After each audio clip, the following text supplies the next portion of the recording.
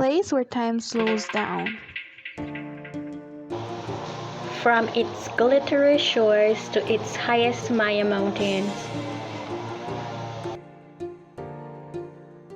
Nowadays, Belize is a vibrant and exciting mix of backgrounds and cultures. People have lived here over thousands of years. It's a diverse explosion of color and joy. What a gem! Belize is truly a melting pot of cultures. Including Spanish, Mayan, Garifuna, English, East Indian, Chinese, and our star of today, the Mennonites. For many years, we have seen the Mennonite community here within our nation. But have you ever asked yourself where they came from and why they settled here in Belize?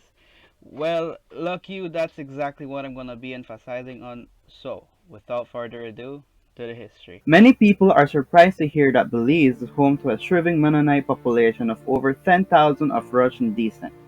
Approximately 2,000 Mennonites are converts from the local community. The first Mennonite came to Belize in 1957 as part of a diplomatic mission. These Mennonites, who immigrated from various Canadian locations, came to Belize, which at that time was known as British Honduras, from Chihuahua, Mexico, where they had been living for many years. When Mennonites began moving to Belize in the late 1950s, they did so for the same reason their ancestors have migrated for centuries, to live in the line of their religion, include the separation of church and state, pacifism, and sustainability, without interference. That means apart from the government, which limits technology and surrounded by farmland. They met with George Kittle Price to discuss making this tiny country their new home. In return for allowing them to stay here in Belize, the Mennonite brought with them large-scale agriculture which there was in great need in the country at that time. George Price granted them the freedom to live and farm, freedom to practice their religion, and a promise that their children would not be required to serve in the armed forces. As such, in 1958, the first colony of Mennonite was established in Spanish Lookout, located approximately 34 kilometers from what is now the capital city of Belmopan. 2,000 years later. Hello, my name is Sandra, and my favorite food is ice cream. Say it in Dutch now. Hello, mijn naam is Sam. Wat wil mijn favorite food is? Ice cream.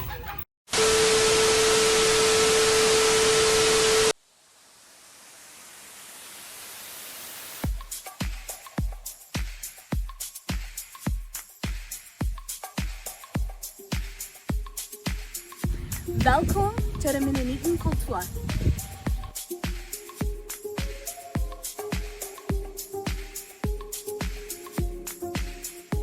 Today, we know that there are 10 Mennonite communities in the country of Belize, but we are going to be looking at only 3 of those communities.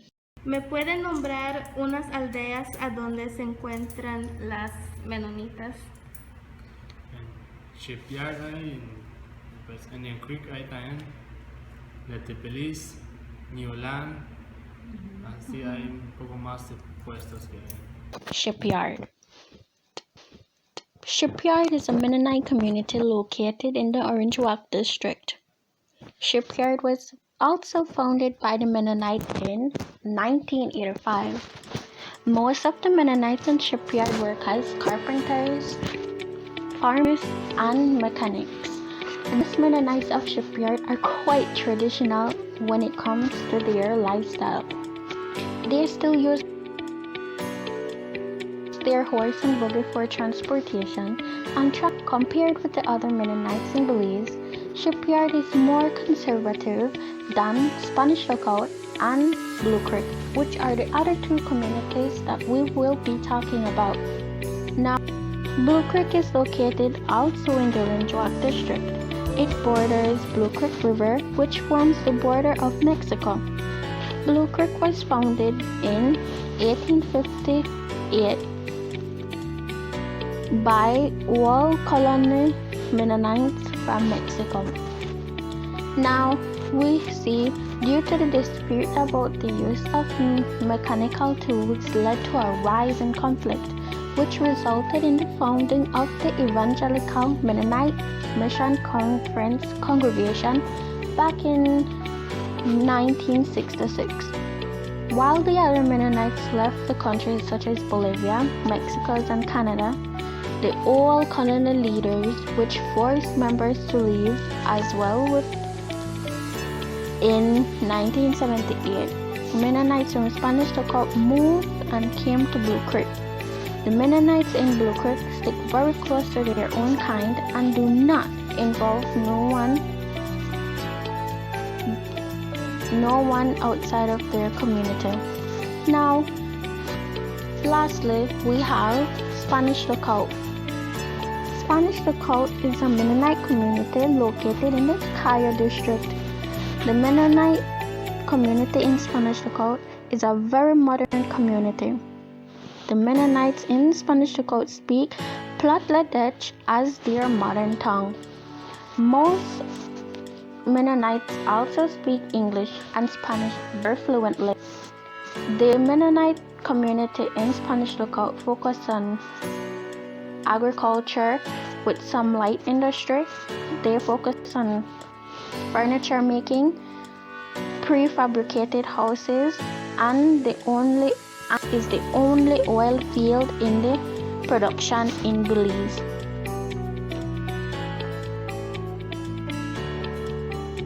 Now we see that these villages are very unique, but they have something very similar in common. These village functions with production and agriculture related activities, which attract people outside of their community to invest and want to get to know the community better as a people and as a culture. Have you ever asked yourselves what are the purposes of a Mennonite community or their functions? Well, today I will be explaining more in depth about the Mennonite community. So what are some beliefs of the Mennonite community? Well, they believe that we can't know if we are saved. They believe that good deeds is what will bring us into heaven. Good deeds, living right, living humble, and dressing a certain way and living a certain lifestyle. And another belief is that only Mennonites, or I'm not talking about Mennonites, but specifically the Old Colony Church, that they are the only right church, that anyone who believes anything else or attends a different church is worldly and will immediately go to hell. Okay. The Mennonite community is a preservative, free, and compassionate community where the Mennonites play a huge role in holding and preserving its own people, by which they sustain and manage its human, natural, and financial capital to meet current needs. The Mennonite community seeks to see everything they do or happens around them to be settled on a peaceful manner. Today, the Mennonites still continue the farming tradition and its religion at the community, where they enjoy religious freedom and an interconnection living with nature. Most Mennonite communities work one's fingers to the bone, who are farmers, carpenters, mechanics, and more to support their own people. En Shipyard no hay así, es solo una escuela y ahí prenden. Una escuela. ¿Y de qué edad empiezan? Hay unos de 6 a 7, hasta caben hasta 13. Okay. 12 a 13. ¿En la escuela no le enseñan español ni inglés? No, es solo en alemán, lee ¿Y cómo usted aprendió a hablar el español? Solo como niños vienen acá a comprar y ahí aprendían poco a poco así. Sí, ¿y sabe un poco el inglés? Poquito, porque estoy yendo por toda la Belice y ahí estoy aprendiendo los negritos. ¿Y qué ¿Qué son unas cosas que le enseñan a usted cuando fue en la escuela? ¿Qué fue unas más cosas? Marca y hace cuentas. Ok. Matemáticas. Más matemáticas. Y leer. Leer. Ok. Education consists on memorizing and reciting will include on the parents' belief and religious regulation their reliance on sending the child to school. As well, the Mennonite community has a leader where they are elected by their own people to figurehead the community who will be leading for 3 years. Lastly, the Mennonites are very known for having a united and working ethos, where they as a Mennonite community are integrated with each other and derived with a purpose on working together.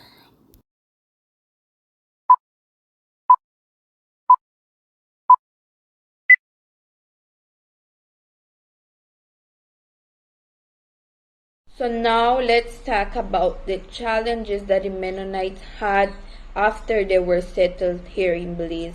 But before we go direct to the challenges, I will be introducing a person that belongs to this culture. His name is Juan Redicop.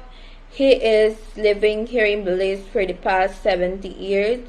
So let's hear what he has to say about these difficulties that were met after they were settled here in Belize.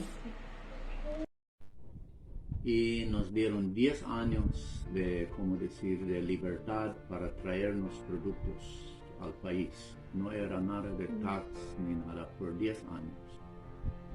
Pasando esos 10 años todavía no, como decir, no vinieron a, como decir, a escrito, no era nada, poco a poco. Entró eso de pagar el income tax y sí, poco a poco. No, podemos decir que no teníamos ninguna dificultad con el digo yo, tal vez enteré, pero la mayoría, sabes, los que eran de edad de ese tiempo ya pensaban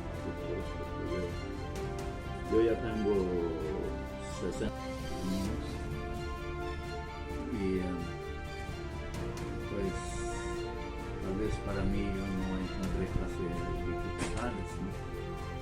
Pero sí para hacer la vida en Chipiao solo había caminos que decían todo paz y en tiempo de lluvia se hacía bastante bueno y unos cuantos meses, no sé, no tardó mucho cuando tenían un bote, o 2 personas tenían un bote chico con motor adentro, ¿no?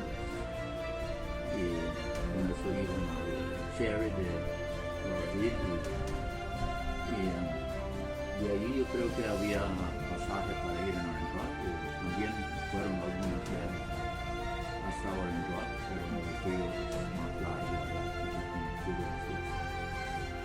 pues eso era despacio la vida, ¿no?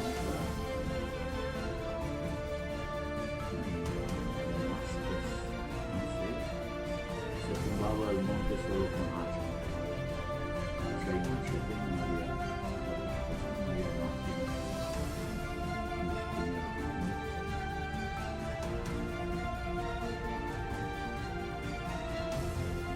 En los años 65 cuando ya vinieron más máquinas, quiero decir, porque de primero solo había sierra a mano, 2 personas jalaban la sierra y cortaban las cosas. Mis padres compraron mitad de un aserradero que había ya en Salao cuando nosotros venimos y ahí trabajamos juntos con el vecino, teníamos y trabajamos unos cuantos años. Después mi papá compró otra parte de la persona y lo tuvimos solo. Hasta de último vendimos el aserradero a Ginegras. Y la gente So now that we have heard what Mr. Redicop had to say about these challenges, now I will be stating the challenges that this culture faced after they were settled here in Belize. So the first challenge is discrimination. Some of their colleagues were being discriminated. These Mennonites were suffering discrimination because of the way they were dressed, since their clothing were not accurate to the rest of the people in the country. Also, the bad smell they had all the time while being close to them. This thing was because of their working down the sun every day. This was causing people to feel uncomfortable, since for the Belizean people it was not normal to have someone that have a bad smell beside us. These Mennonites, above all the discrimination they were receiving, they kept struggling to gain respect for their way of living, as well as struggling to have the same human rights as us Belizeans. So secondly is the family survival. So this is a major challenge that many cultures face. It's obvious that when reaching a country, the economy will not be stable. In the beginning, the whole process of migrating to our country might be weird to them, although they were owing a land as soon as they reached here in our country and having the government by their side. It was hard for them to have a normal life in a new country that everything is new, including our language, the English and Spanish language, the foods and the people that were in their surroundings. These Mennonites had to leave their own homes and families by their own, trying to establish their economic position in our country, and as they started planting and cultivating in their own lands. So thirdly, the last one is worrying about finances. As the Mennonite interviewer mentioned that things were not so good when they first came to Belize, since they knew they had to work for the money, even though they knew it will take a great time to lift their business and contribute to our country. They were having problems in balancing their finances because it's natural to be worried about money. A concern that they had was about the financial, is that it creates worry about how they were going to meet their human needs, their ability to feed their families and themselves, feel secure and safe with their families. They end up accepting their situation they were found in and start working to take control of their own finances for both their families and the entire country. Thank you. We have a very strong work ethic, and a lot of Mennonites are farmers. We raise a lot of cattle for beef purposes as well as for dairy, and a lot of chicken for eggs as well as the meat, and a lot of different crops. ¿Cuánto quieres? 7 libras. Muchos beliceños vienen a comprar aquí en su tienda. Sí, hay muchos. ¿Sí? ¿Como cuántos por día? No sé, tanta gente que viene, no. Es un montón, Sí, ¿verdad? son bastante. Hay días que hay bastante, hay días que Hay vienen poquitos. poquito. Y vienen de todas partes de... Hay unos de Belice, hay hasta de Belice. Curazao. Ok, y vienen para comprar aquí porque usted les da un buen producto, ¿verdad? Sí. Y su carne siempre está fresco. Ese martes traen el fresco, así hasta sábado hay. Ok, muchas gracias. The country of Belize is more than grateful for the economic contribution made by the Mennonite community. It is indeed that they have greatly contributed to the growth and development of our beloved country. Their major contributions to Belize is in the agricultural, carpentry, and engineering sector. As we may know, Mennonites are well grounded in agriculture. They are known to be great farmers due to their agricultural knowledge they have brought to Belize. Their major source of income is agriculture. Most of the things they produce are for both local and export markets. They use traditional organic farming techniques to produce potatoes, corn, beans, carrots, sweet pepper, cabbage, and much more. Let's not forget that the Mennonites are responsible for producing over 85% of the poultry and dairy products in Belize. The second one is carpentry. Mennonites are also known to be well skilled in manufacturing household furniture and cabinetry. Most people in Belize rely on Mennonite communities like Spanish Lookout and Shipyard to produce not only furniture and cabinetry but also custom-built homes. People tend to make orders whenever they are interested in any of their furniture or cabinetry. However, individual Mennonites can be seen out there in the different districts selling a few pieces of their furniture. Mennonites' houses are built with a variety of different hardwoods harvested locally, and the good thing is that the houses can be delivered anywhere within Belize except the islands, of course. Last but not least, Mennonites are also involved in building construction all around the country. This includes roads and bridges, but their skills in this area are not limited since the small hydroelectric dam and plant located at the Blue Creek Bridge was built by them. Apart from that, trailers are also being built. They are able to conduct any kind of metal fabrication and mechanic work. Most people highly rely on Mennonite communities for mechanic work, for instance, for inspecting and repairing vehicles and machinery.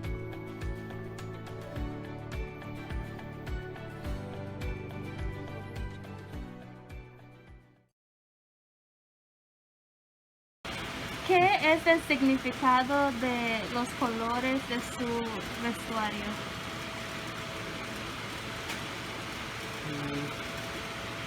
Espera un poquito. No les entiendo bien qué es lo que dice usted. Sí, por ejemplo, como las muchachas, ellos usan diferentes tipos de como trapos en sus cabezas, Ajá. diferentes colores. Quería saber si eso tiene un significado. Sí. ¿Sí? ¿Qué me puede decir qué es? Sí. Ellos que tienen color blanco, Ajá. esos son vírgenes, son hembras, ¿no? Ujú. Y los que ya tienen trapo negro, ellos ya están casados. Ya están casados. Ajá. Ok. ¿Y de qué edad se casan más o menos ustedes?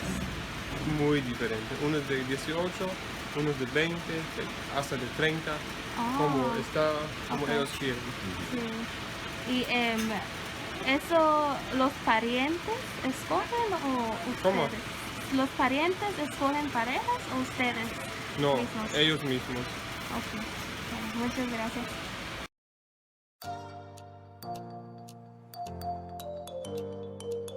Okay, Penina, can you tell me a cultural dish that you would like to share so that I can recreate at home? Okay, this is a very simple dish. It starts off with a homemade pasta made with eggs, flour, and you make a dough. I think you also add some salt to it. And you make a pasta out of it. You make noodles, and after you've made it, then you cook the freshly made noodles. Usually we let them dry first. And then you make a cream sauce to go with it. The cream sauce is made with cream, milk, butter, and cream, butter, and salt and pepper. And usually we also like to have cottage cheese with this, fresh cottage cheese, and it's usually served with bacon or fresh farmer's sausage. Okay, thank you, Penina. Thank you so much for your time. You're welcome. It was my pleasure. 3. Okay, so what's your name? Aaron. How old are you, Aaron? 12. 12? So, Aaron, what do you like to do with your free time? You ride a horse. You like riding horses? What else do you like to do? Making things. Making things? Such as? Just like buggies and... Like what? Buggy. What is that? Those buggies you see driving on the road. Oh, okay, that's interesting. Okay, Aaron, what's your favorite food? Food? Yeah. Fried chicken. Fried chicken? You like fried chicken? And what is something traditional that your mom likes doing? Maybe something that we don't know. A food that we don't know. Ranakya. What? Ranakya. What is that? That is like dough, and then it has some cheese in it. Okay, and is it delicious? Yeah. Would you recommend it to me for me to eat it? Yes. Okay. Can you name me other traditional dishes? Noodle soup and spoon. And sweet chicken. Sweet chicken. What is the second one that you said? Can you describe it to me? Spoon. Can you describe it to me, please? It's like chicken, then it's made like you make it, then you bake it, and then you put it into this bowl. Then you put water in there, you put jam in there, and then it gets sweet. Oh, that sounds and delicious. Eat it with potatoes. Okay, thank you, Aaron. There are many ways on how the Mennonite community has kept their culture alive. For instance, walking into shipyard is like walking back into time. The Mennonites still stand by their beliefs and tradition. They learn the same way as they did many years ago. They dress the same way as they did many years ago. They practice their readings of their scripture every day as they did before. And their cultural dishes are the same. They still don't use electricity. And the reason for this is because they believe that children tend to get corrupted by watching different shows and they don't get to develop properly, and they still practice every single thing that they used to many years ago.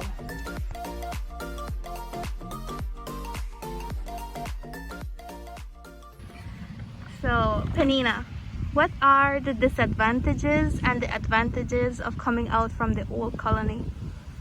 Well, there are many advantages as well as disadvantages. Some of the main advantages to not being old colony anymore is technology. We have access to cell phones, internet, smartphones, and just random technology like that, which is a blessing, and it's very much helped our education. We can learn a lot more, and it also helps with communication and a lot of other things. Some of the biggest disadvantages are that upon being excommunicated from the church, our families usually disown us, meaning that they can't talk to us, they can't eat with us, we can't buy at certain stores, and that can be a disadvantage. They're not supposed to have any communication with us, so those are just some things that make it a little bit harder to not be a part of the old colony church anymore. As Penina mentioned, there are different disadvantages and advantages from coming out from the old colony. But even though they came out from the old colony, they still practice some of their cultural traditions, such as food, such as music, as we can see now. They still learn a little bit of their language at home, and they still try to dress at times when going to school with their cultural attire. Even though they're not apart from the actual Mennonite community, because as Penina said, they're disowned when they decide to come out from the religion, they still try to keep their culture alive. The only difference is that they believe different things when it comes to religion. You can see Aaron, Penina, and many other Mennonite kids dress differently, and they are more open to other cultural dishes and more open to other cultural experiences and as well as technology. Most of us Belizeans, whenever we hear the word Mennonites, the first thing that pops into our mind is persons who dress old-fashioned, don't smell good, are very isolated to the people, and always working. In many instances, I have seen that the Mennonite culture is being discriminated against for being the way they are. But we never thank them for the good things they provide to our country. The Mennonites are a culture with splendid differences from other cultures that makes them very unique. Today we explained the different variety of the culture to you, but as we close off, we would like to encourage you to change the way you think from the Mennonite culture if you discriminate against them. Because if it wasn't for them, we wouldn't be able to develop as a nation today. So, now you know they are descent from Russia and come from Canada, most of them. There are 10 villages throughout the country. They help the nation with their agriculture and different industries. And last but not least, what they have retained from their culture.